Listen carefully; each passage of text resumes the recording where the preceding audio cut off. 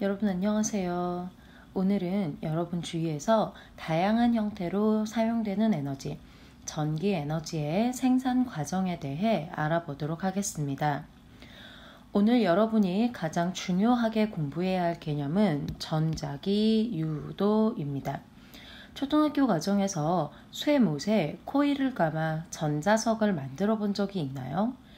쇠못에 촘촘히 감은 니크롬선에 전류를 흐르게 하면 이 코일이 자석의 역할을 하게 되면서 가벼운 클립이나 철가루 등을 끌어당길 수 있게 되죠. 전기에 의해서 자기를 갖게 되는 현상입니다. 이것을 전류의 자기작용이라고 합니다. 전기와 자기는 서로 대칭적인 성질을 가지고 있어서 전류에 의해 자석이 될 수 있다면 자기의 변화로 전류를 만들 수도 있습니다. 만일 전원장치가 연결되지 않은 코일 주위에서 자석을 움직이게 되면 코일의 한 지점에 자석이 작용하는 힘, 즉 자기력의 세기가 변화하게 됩니다. 코일의 내부를 통과하는 자기장의 세기가 변하면 코일 스스로 전류를 이끌어내게 되는데 이때 흐르는 이것을 전자기 유도라고 하고 이때 흐르는 전류를 유도 전류라고 합니다. 이때 생성되는 유도 전류의 방향은 자기장의 변화를 방해하는 방향, 즉 자석의 움직임을 방해하는 방향으로 유도 전류가 만들어집니다.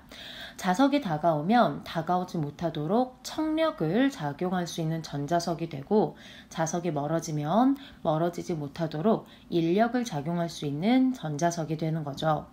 이런 전자기 유도 현상을 설명하는 법칙을 패러데이 법칙이라고 합니다. 유도 전류도 세기와 방향을 가지는 값이기 때문에 자석의 움직임에 따라서 유도 전류의 세기와 방향을 찾을 수 있습니다. 패러데이 법칙은 엄밀하게 이야기하면 유도 전류의 세기를 설명하는 법칙은 아닙니다. 전자기 유도 현상에 의해 코일에 유도되는 유도 기전력의 크기를 설명하는 법칙이 패러데이 법칙인데요. 유도 기전력이 클수록 유도 전류의 세기가 증가하기 때문에 유도 전류의 세기에 관한 법칙이라고 이야기하기도 합니다. 유도 기전력의 크기에 영향을 주는 요인은 두 가지입니다. 코일을 얼마나 많이 감으는가 하는 것과 자기장의 세기가 얼마나 많이 변하는가 하는 것입니다. 그래서 유도 기전력을 증가시키기 위해서는 코일에 감은 수를 많이 감거나 또는 강한 자석을 움직이거나 또는 코일에 움직이는 운동 속력을 증가시키면 됩니다. 그리고 이런 요인들에 의해서 유도 기전력이 증가한다는 것은 곧 유도 전류의 세기가 증가한다는 의미이기도 합니다. 유도 전류의 방향은 자기장의 변화를 방해하는 방향으로 흐르게 된다고 앞에서 이야기했는데 이 방향을 찾아보기 위해서는 오른손을 이용을 해봅니다. 그래서 오른손에 엄지를 바짝 세우고 나머지 네 손가락을 가볍게 말아 쥐었을 때 오른손 엄지가 가리키는 방향은 자기장의 방향을 의미하고 네 손가락을 말아쥔 방향은 전류의 방향을 의미합니다. 유도 전류와 이것에 의한 유도 자기장의 방향도 마찬가지로 엄지가 유도 자기장의 방향을 네 손가락을 말아준 방향이 유도 전류의 방향을 나타냅니다.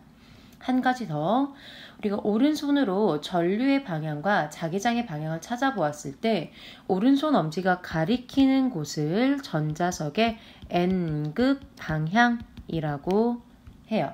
그리고 반대쪽 손날이 가리키는 방향을 S극 방향이라고 합니다. 자, N극이 코일에 접근하는 경우를 이용을 해서 유도 전류와 유도 자기장의 방향 한번 알아보도록 하겠습니다. 자석의 N극이 오른쪽에서 왼쪽으로 접근하고 있습니다. 자석의 움직임을 방해하기 위해서 유도 전류가 흐르게 될 텐데요. 자석의 움직임을 방해하려면 전자석의 극이 어떻게 되어 있을 때 자석의 움직임을 방해할 수 있나요? 네, 그렇죠. 자석에 가까운 코일의 오른쪽이 N극, 왼쪽에 S극이 유도가 되게 되면 N극과 N극 사이에서 서로 밀어내는 힘, 척력이 발생하게 되면서 자석의 움직임을 방해할 수가 있겠죠. 그렇다면 유도 자기장의 방향은 오른쪽을 가리켜야 할 거고요. 자, 오른쪽으로 유도 자기장이 형성이 되려면 오른손 엄지를 오른쪽을 향해서 세워 보았을 때 나머지 네 손가락이 이런 방향으로 감기게 되겠네요. 유도 전류의 방향이 이런 방향으로 흐르게 된다는 것을 알 수 있습니다. 자, 다시 한번 확인해 봅시다. 자석의 N극이 코일에서 멀어지는 경우예요. 자, 자석의 N극이 멀어지지 못하게 하려면 전자석의 오른쪽이 S극, 왼쪽이 N극이 되도록 유도 전류가 흘러야 되겠죠. 그래서 자석의 N극과 전자석의 S극 사이에 서로 끌어당기는 힘, 인력이 작용하면 자석의 움직임을 방해할 수 있을 거거든요. 그렇다면 유도 자기장의 방향은 N극을 가리키는 방향으로 유도 자기장 만들어져야 할 거고요. 오른손 엄지를 유도 자기장의 방향으로 세우고 네 손가락을 감아 보았을 때 네 손가락이 이런 방향으로 감기게 되겠죠. 유도 전류가 이런 방향으로 흐르게 될 겁니다. 자, S극을 가까이 하는 경우라면 자석에 가까운 쪽이 S극, 먼 쪽이 N극이 유도가 되도록 유도 전류 흐르게 될 거고요. S극이 멀어진다면 자석에 가까운 쪽이 N극, 먼 쪽이 S극이 되도록 유도 전류가 흐르게 되겠죠. 자, 전자기 유도에 의한 유도 전류의 방향을 결정하는 요인은 첫째, 자석의 N극과 S극 중 어느 쪽이 코일에 가까운가요? 하는 것과 이 자석이 코일에 다가오고 있나요? 멀어지고 있나요? 하는 것, 이 두 가지입니다. 자, 이런 전자기 유도 현상을 이용하는 장치가 발전기입니다. 발전기의 핵심 구조를 간단하게 나타내 보았는데 사실 이 회전자는 고정자 안쪽에 들어 있습니다. 고정된 코일 내부에서 자석이 회전하게 되면 각각의 자석이 코일과의 사이에서 유도 전류를 생산하게 되는 것입니다. 이 회전자에 연결된 터빈을 회전시키는 방식에 따라서 화력 발전, 수력 발전, 원자력 발전 등이 구별되는 것입니다. 회전자의 회전에 따라 일어나는 변화를 단계적으로 나누어 보았습니다. 앞에서는 코일이 고정되어 있고 자석이 회전하는 것을 이야기했었는데 사실 코일이 고정되어 있고 자석이 움직이는 것과 자석이 고정되어 있고 코일이 회전하는 것은 같은 효과를 가집니다. 그래서 고정된 자석 사이에서 코일이 회전하는 경우를 분석을 해볼 건데요. 자, 회전자가 회전하게 되면 이 회전자와 연결되어 있는 코일이 함께 회전하게 됩니다.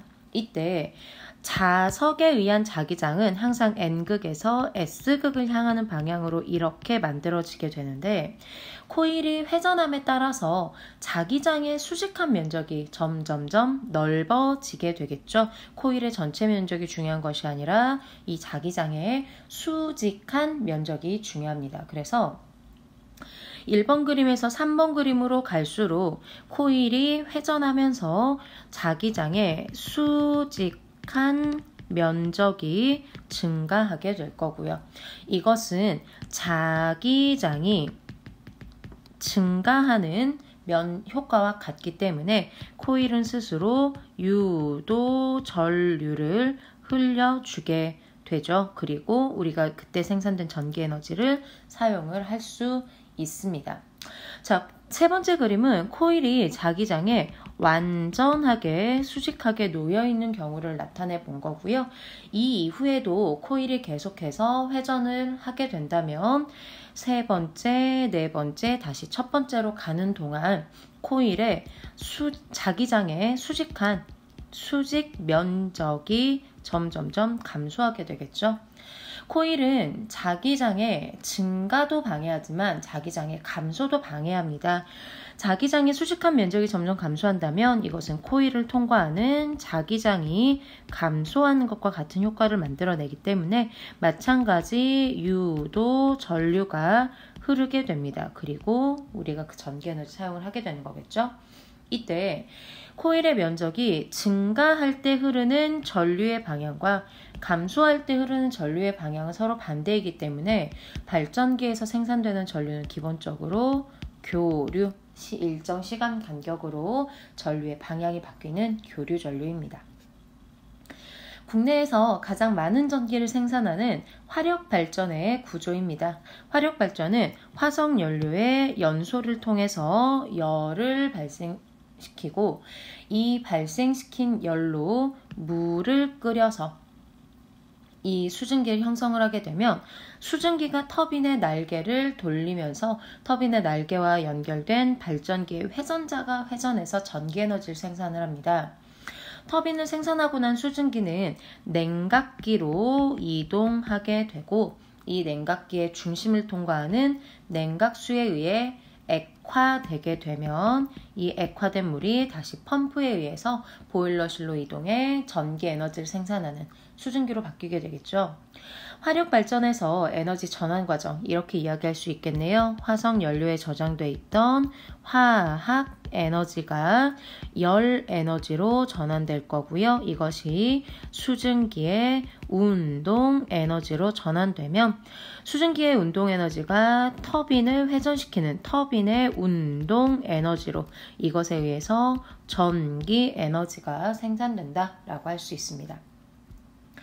원자력 발전소의 구조입니다. 기본 구조는 화력 발전과 같아요. 뜨거운 열로 물을 끓여서 수증기를 만들고 이 수증기로 터빈을 회전시켜서 전기 에너지를 생산합니다. 그리고 수증기를 다시 냉각시켜서 액화된 물을 다시 펌프를 통해서 증기 발생기에 공급을 합니다. 화력 발전과의 차이는 열을 만들어내는 방식인데요. 화력 발전이 화석연료의 연소를 통해 열을 발생시킨다면 원자력 발전은 원자로에서 무거운 원자핵이 가벼운 원자핵으로 분열되는 과정에서 열을 발생시키고 이 열로 수증기를 만들어냅니다. 원자력 발전은 원자로도 냉각을 시켜야 하고 전기 에너지를 생산하기 위해서 수증기도 만들어야 하고 수증기를 다시 물로 냉각도 시켜야 하기 때문에 모든 과정에서 물을 사용합니다. 사용하는 물의 양이 굉장히 많겠죠? 그래서 대부분의 원자력 발전소는 바닷가에 건설을 하게 됩니다. 네, 오늘은 전기 에너지의 생산 과정에 대해서 알아보았습니다. 발전의 기본 원리인 패러데이 법칙에 대해 꼼꼼히 공부해 두시기 바랍니다.